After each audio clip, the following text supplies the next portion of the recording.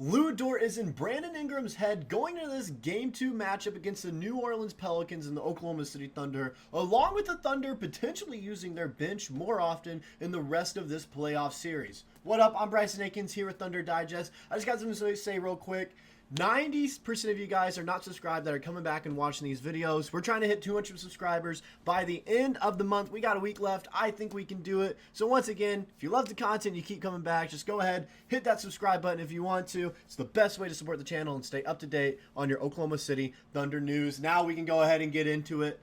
I know you guys saw it and everything. The New Orleans Pelicans, they didn't shoot that well against the Thunder in Game 1, and it was great for us. We came away with a 94-92 victory. Thunder looked great, besides a few shooting mistakes early on in the game, especially in the first half, as it wasn't a great night. As I mentioned, there's a lot of trying to create opportunities instead of taking the shots we know we can make. Example, Jalen Williams, J-Dub, trying to create some momentum shots that just weren't falling for him, along with Shai and some of our other guys, such as Chet, just creating shots, trying to, and they just weren't really falling because it's not really in their selection. But the reason we kind of stayed in that game was the defense, and one of the reasons is Lu Dort he's in Ingram's head. All right, Ingram can't handle Dort right now. He's too much of a defensive menace, as even J-Dub and Chet said after the game that he should be a first-team all-defensive player, even though it doesn't show up in the stats. How he holds players and their shooting percentages, how physical he is with them. He's one of the best defensive players in the league when it comes to that. And even Ingram had that to say. He said, it was definitely more physical than a regular season game, Ingram said. I thought Lu Dort did a good job of keeping his hands on me, being physical, and keeping his body on me. And so he even admitted there that it was tough to play offensively because of Lu Dort, how physical he is, how big Lu Dort is, and how much of a menace and pest he is when you're facing him, when he's guarding you. And he even said more often in there, he said, it just wasn't consistent enough for me. I've got to be in more control of the game, Ingram said after the loss.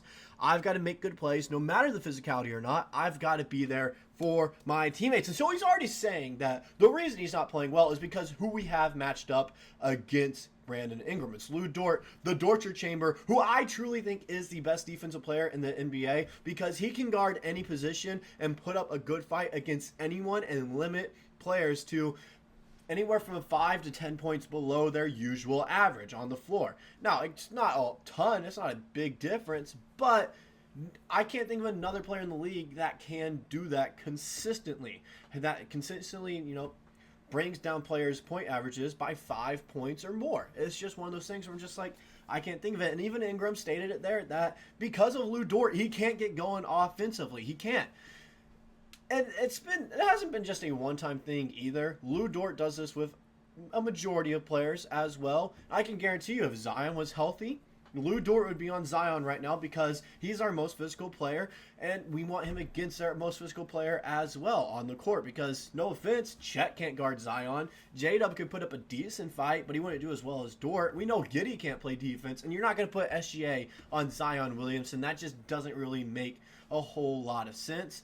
And so Lu Dort, we always know he's going to be on the number one option, and there's really not a lot that other players can do about that. But Ingram did say in the article that he has to continue being himself and go back to the film, communicate with the guys on what I can do better, how I can make the game a little easier for myself and for my teammates, and just be strong with basketball. I've played Lu Dort and I've played OKC a lot of times and had a lot of success. This season, he only played in one of the other regular season matchups where I don't even think he got to 20 points either.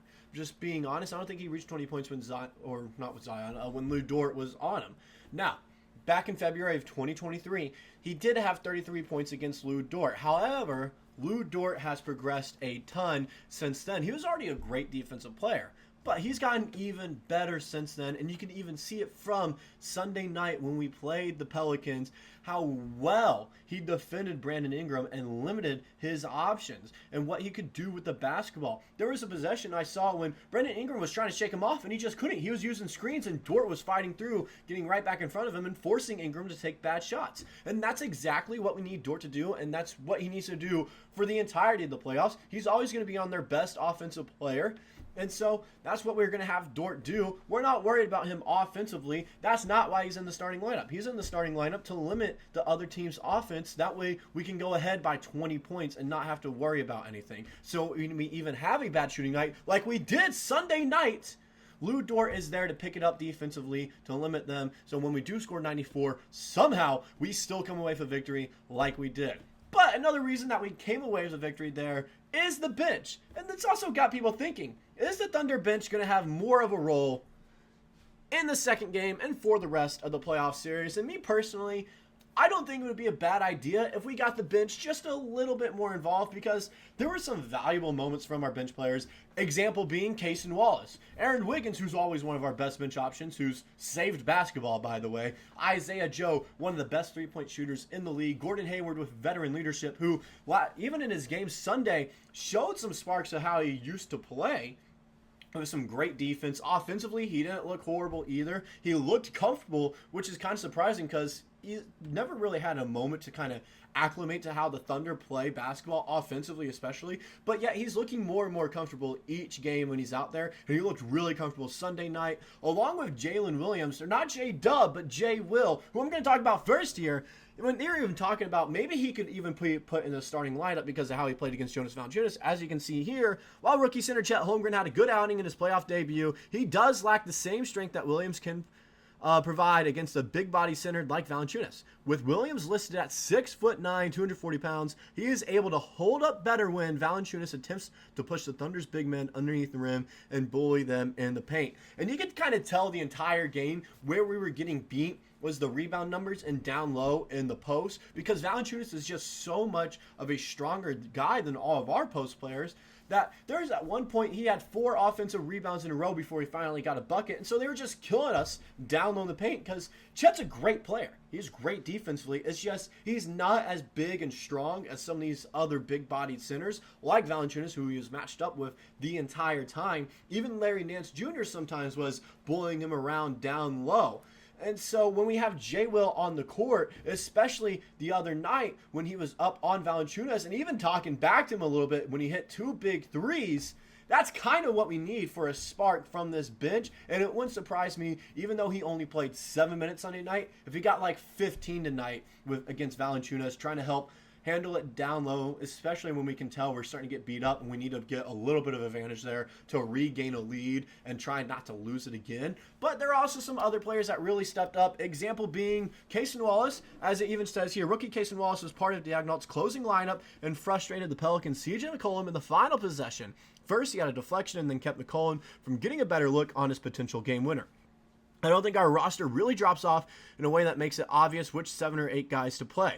Daigneault said, it's game 1. We've played like that all year. And if you think about it, when you really look and dig deep down and think about it, the Thunder have been 12-man deep the entire year, even before the trade line, even before, you're limited with who you could sign with free agency, before March, whenever. I can't remember the exact date. But when you think about it, before we even had Gordon Hayward, Bismack Biyombo, and some of these other guys, we were already 12-man deep. We were putting Trey Mann out there. We were putting Micic out there. A lot of our guys were playing, and it just shows how deep this Thunder team is, and that's the advantage that we have going to the playoffs. I know I've said it before, you want a 7-8-man rotation going to the playoffs, but when it's this tight and every one of our bench players is on the same level and they're better than majority of other teams' bench players when they're out there, you can kind of tell it's fine to have 11, 12-man deep, especially when your worst guy coming off the bench is Gordon Hayward, who is one of the better bench players in the league, especially how he played Sunday night. He had some big key moments. Cason Wallace, big key moment right there. He is the reason CJ McCollum missed that last shot. He got him off balance. He poked it away, kept him from getting an easy shot. Aaron Wiggins, offensive minutes. Isaiah Joe, offensive minutes. We have all these guys that do so well. J-Will, who I almost forgot to mention there, does so well as well. When he's out there on the floor, he's physical, and that's what we need because Chet Holmgren lacks that sometimes. And so it's just one of those things. I think the bench could keep on going 10, 11-man deep, but it wouldn't surprise me if come in the second round when we're playing either the Clippers or Mavericks, because we're going to beat the Pelicans first round. I still hold dearly by that. I still think we can sweep the Pelicans. When we play the Mavs or Clippers next round, I think Coach Daigneault will try to look to go in an 8-man lineup, but I'm not mad about the 10, 11-man deep rotation right now, especially with how good our bench is compared to every other bench team in the league. An example being, if we play the Celtics in the finals, that's when it's really going to show which team will win, because our bench is better than the Celtics bench, being honest. You have Peyton Pritchard as your best option over there?